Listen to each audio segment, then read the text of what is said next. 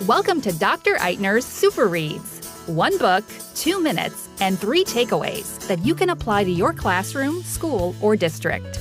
Let's get right to it. Here's Superintendent Eitner.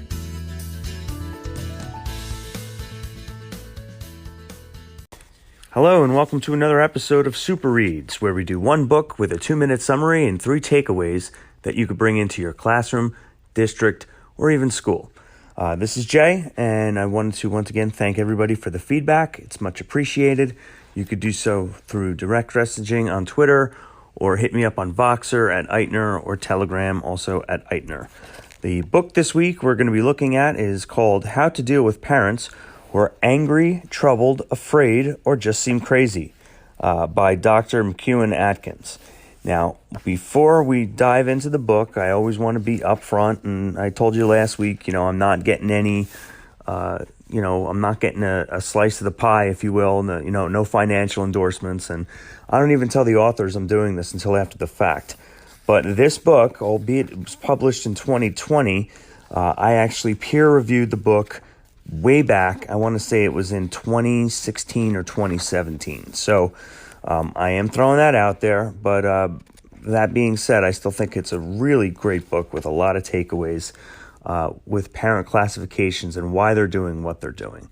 So especially helpful for those who don't have kids, because I was definitely one of those people. The way I look at education before having children and looking at it after having children, two very different things. So that being said, let's jump right in. We are all aware of the various stakeholders in the education process, but sometimes we forget how important each of those partners are. This book focuses on parents and how there are scads of characteristics that define them. The book, How to Deal with Parents Who Are Angry, Troubled, Afraid, or Just Seem Crazy, by Elaine McEwen Adams, fills an important void. While the title may be a bit strong and could be seen as insulting to parents, that's the farthest from the truth. Parents are such an important piece of the puzzle that not knowing how to deal with them could cause long-term problems in the classroom, up for the rest of the entire school year. Now, before I go any further, I do want to say that I did review the book and am mentioned in the publisher's acknowledgments. The book has 5 components on dealing with parents, each of which have several characteristics, including how families are different from the traditional mom and dad families, single, divorce, civil unions, etc., the need for today's students versus the need of the student needs in the past, how high-performing and low-performing schools have an impact on parent interaction and background, how teachers and their behaviors can infuriate parents, often not knowing what they do to agitate them, and parent types who can seem angry and distressed at a moment's notice. The book also lays out several types of parents that have potentially negative traits that could have an impact on students, and how teachers could help the students cope through the process. Many times, teachers are the safe space and escape for kids who have a rough home environment, and having a skill set on knowing how to empathize and comfort them will do a lifetime of good. The book ends with several seasoned teachers who have seen just about anything and everything, and reminds us that while educators are superheroes, they cannot be the white knight 24/7, 365, and doing such will only lead to burnout. All right, still trying to master this whole anchor thing. Sorry for a couple hiccups in that last segment. Still learning how to edit and whatnot, but hopefully you got the gist of the message. Now here are 3 takeaways from the book. First takeaway.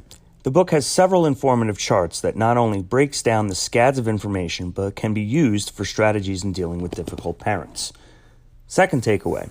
There are over 30 examples on how teachers can weave in positive reasons to contact parents, ranging from positive phone calls to positive postcards. Parents really appreciate hearing the good stuff, especially those who have kids who tend to be problematic in the classroom. And 3, the book weaves in steady reminders that trying to solve every parent problem will not only burn you out, but offers ways to keep you upbeat and focused on the job, regardless of the school environment and the class load that you have.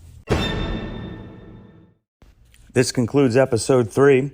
I'd like to thank you so much for tuning in this time. If you want further information about the book, it's published by Corwin Press and is also found on Amazon.com. You could always hit me up at Jay Eitner on Twitter. Direct messages will be preferred. Or you could also voice out at Voxer. You can reach me on Telegram, both at Eitner, EITNER, and starting this week, you'll be able to leave messages on SpeakPipe. That's all for now. Have a great day and safe reading.